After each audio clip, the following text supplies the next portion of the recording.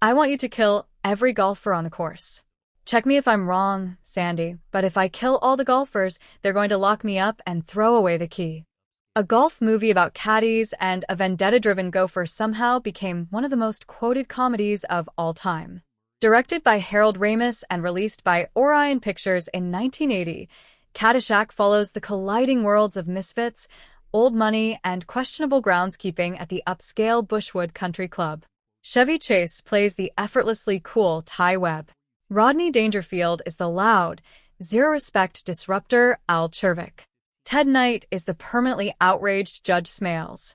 And Bill Murray is Carl Spackler, the only groundskeeper in cinema history who declared war on wildlife and made it philosophical. What started as a coming-of-age story about teenage caddies turned into a chaotic free-for-all that critics dismissed and audiences never stopped quoting. Here are 15 weird facts about Caddyshack, and stick around for number 1, because the movie you've been quoting for 40 years was barely written, and the story of how it got made is way wilder than anything on screen. The explosion at the end nearly caused an FAA incident.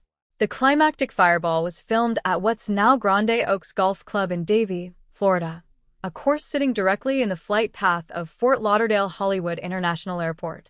When the special effects team lit up the 18th hole finale, they weren't blowing up a set in some remote desert. They were launching a fireball into the Florida sky right where incoming commercial jets could see it. A pilot spotted the massive explosion and rising smoke and immediately radioed in what he believed was a plane crash on the ground.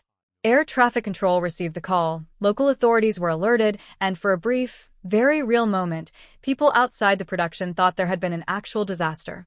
The country club owners didn't want their real 18th green destroyed, so the production built a massive artificial dirt mound specifically for the blast. Then the pyrotechnics team got enthusiastic and produced a fireball significantly larger than anyone had planned.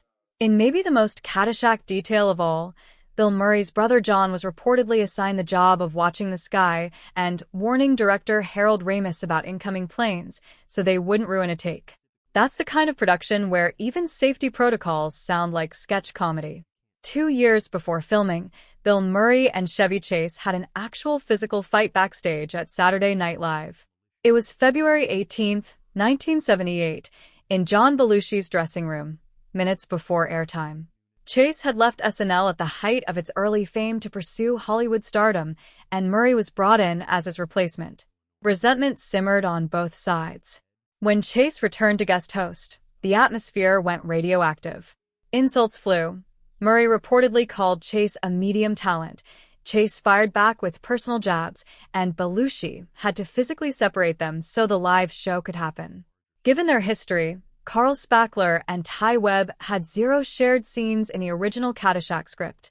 But during production, Ramis realized you can't put 2 comedy powerhouses in the same movie and never let them interact.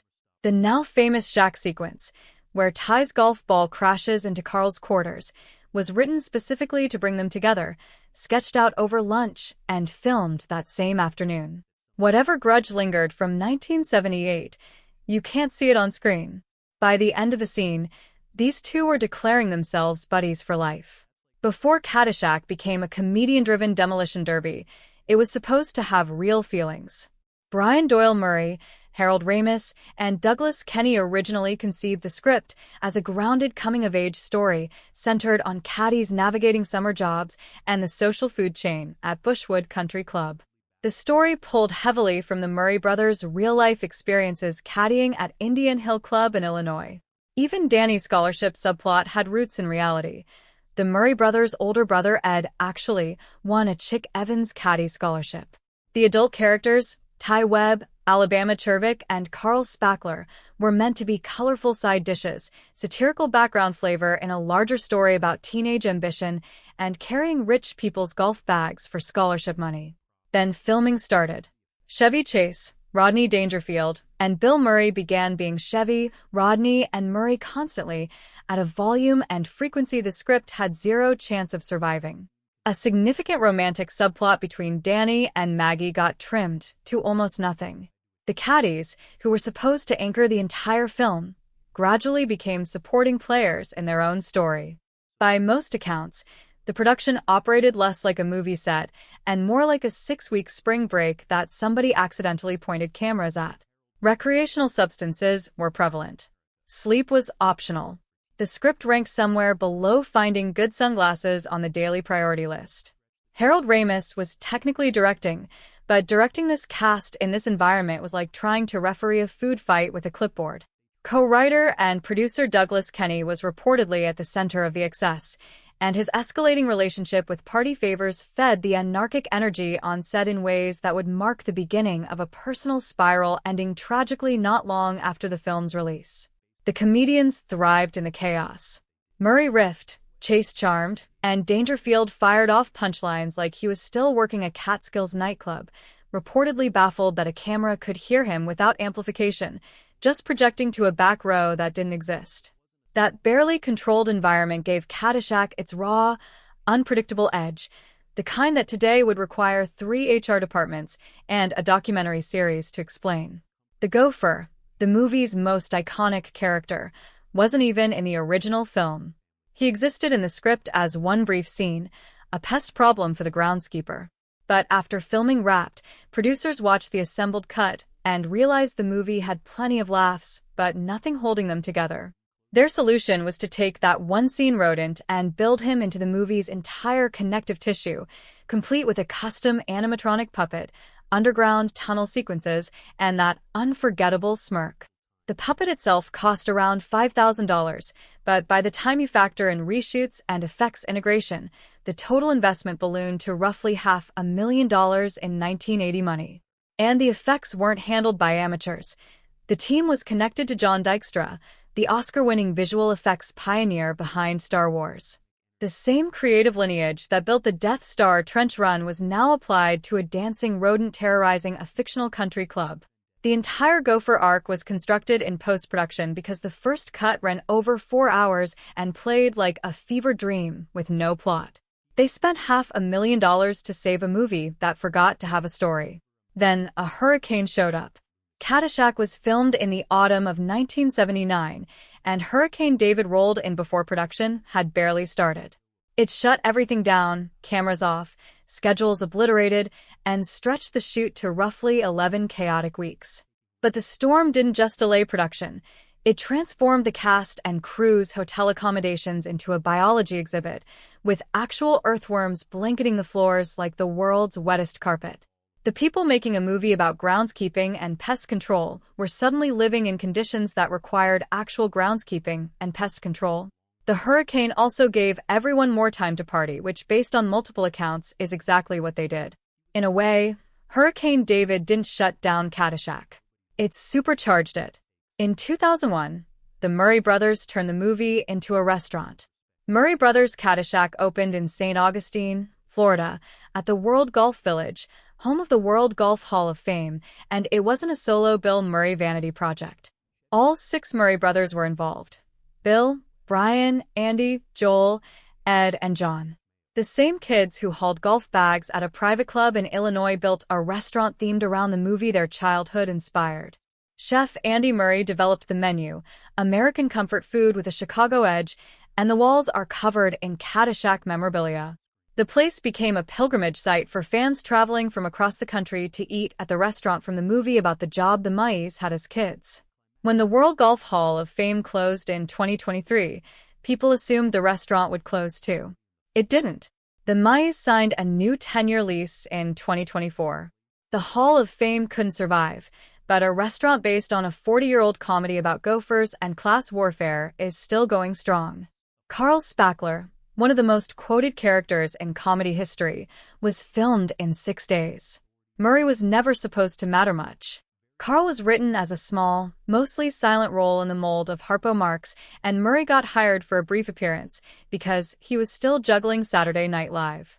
The plan was simple: pop in, say very little, leave. But the second the camera started rolling, Carl became a full-blown chaos machine. Murray brought a manic energy the script never called for and the production couldn't contain. The Dalai Lama story, the gopher vendetta speeches, the deranged cocktail of Zen philosophy and unhinged pest control, all Murray. The production team kept calling him back from New York for more scenes and more material. A role designed to fill 6 days ended up consuming part of the film's identity. The Dalai Lama monologue originally belonged to a completely different character. In some early script versions, it was a teenage caddy, in others a grounded veteran type, and either way it was meant to land as sincere and sentimental rather than comedic. When they started filming it, the speech wasn't working. Instead of funny, it came across as earnest and kind of depressing. Ramis recognized the premise had potential but needed a delivery system unhinged enough to match it, so he handed it to Murray. Murray kept the premise and torched the tone, rebuilding the entire thing in Carl Spackler's voice. A sentimental anecdote became a delusional, spiritually confusing fantasy told by a groundskeeper who may or may not understand how geography works. A wise old caddy telling that story is boring. A deranged groundskeeper with a vendetta against wildlife delivering it with deadpan sincerity is iconic. Sarah Holcomb, who played Maggie O'Hooligan, had appeared in 2 major comedies before age 22 and then vanished entirely. She'd already played Clarette DePasta in National Lampoon's Animal House before Caddyshack, and then her film career was over. Behind the scenes, the story was more complicated. She was significantly younger than the hard-partying crowd around her, and the late 70s comedy scene was not known for looking after its youngest members. Rather than trying to claw back into the spotlight, Holcomb stepped away permanently. Reports over the decades describe a quiet life in Connecticut, living under another name, surrounded by people who have protected her privacy fiercely. As of the mid-2020s, she's been out of the public eye for more than 40 years. Most people who worked on Caddyshack have spent 4 decades dining out on stories from the production. Holcomb spent 4 decades making sure nobody could find her. Sometimes disappearing is the bravest thing a person can do. When Caddyshack premiered, critics treated it like a divot somebody forgot to repair. Reviewers called it sloppy and wandering. The New York Times noted it barely had a story. Variety complained about lowbrow gags. Roger Ebert gave it 2 stars and called it shaky and unfocused. Critics weren't about to treat former Saturday Night Live chaos merchants as serious filmmakers. But audiences didn't care about structure. They cared about Murray whispering about total consciousness, Dangerfield detonating one-liners, and Chase smiling like a man who'd never once been told no. Cable television and VHS turned Caddyshack into the kind of movie you didn't see once, but absorbed through repetition until every line was permanently welded to your vocabulary. Years later, the American Film Institute ranked it number 92 on its list of the 100 funniest American movies. The critics who dismissed it in 1980 mostly aren't remembered. Cultural impact matters more than reviews. The Baby Ruth pool scene was inspired by real teenage stupidity, specifically a stunt co-writer Brian Doyle Murray pulled in his youth. Real Baby Ruths sink, so the production used a buoyant foam prop to achieve that perfect slow-motion glide across the pool surface, then swapped in a real candy bar right before Murray's character scoops it up and takes a bite. The scene is the perfect Caddyshack metaphor. Rich people losing their minds over something that turns out to be nothing, while the working-class hero calmly proves it's harmless by eating it. Class warfare via chocolate. Ted Knight was the only true professional on set. A sitcom veteran from years on the Mary Tyler Moore Show, Knight arrived with his lines memorized and his professionalism fully loaded and absolutely zero preparation for what he was walking into. While cast and crew were racing golf carts at night, pulling pranks, and treating call times like suggestions, Knight stayed locked in. His performance as Judge Smales, pompous, outraged, perpetually one insult away from a coronary, became one of the film's most essential anchors. He was surrounded by chaos and chose discipline, and that contrast is precisely what makes the character work. He's the order the slobs are fighting against, the structure the movie is actively demolishing. In a cast of comedy anarchists, Ted Knight was the grown-up in the room, and the movie needed him to be exactly that. And finally, the script was essentially a suggestion. When Rodney Dangerfield shot his very first scene, Ramis called action, and nothing happened. Dangerfield just stood there. Ramis tried again. Nothing. He walked over, explained the cue, and Dangerfield blinked. "You mean do my bit?" Ramis said yes. Dangerfield pounced into the room and nailed the take. including the legendary line about the hat deserving a free bowl of soup, completely off the cuff. From that moment on, Ramis never set action for a Dangerfield scene again. Murray's script literally contained blank sections reading, "Bill riffs here." The Cinderella story monologue came from 2 lines of stage direction. Carl cuts off the tops of flowers with a grass whip. Ramis gave Murray 1 prompt. Those were live flowers with no resets, and the original take ran nearly 30 minutes. Chase improvised entire scenes that existed nowhere on the page. The first rough cut ran over 4 hours. The studio carved it to 98 minutes, and the surgery was brutal, with entire subplots cut completely. Somewhere in a vault, there are hours of Caddyshack footage the public has never seen. 3 writers spent 3 months building a 200-page script. Then 3 comedians walked onto a Florida golf course and rewrote the movie in real time. And the version that survived became one of the most quoted comedies in American history.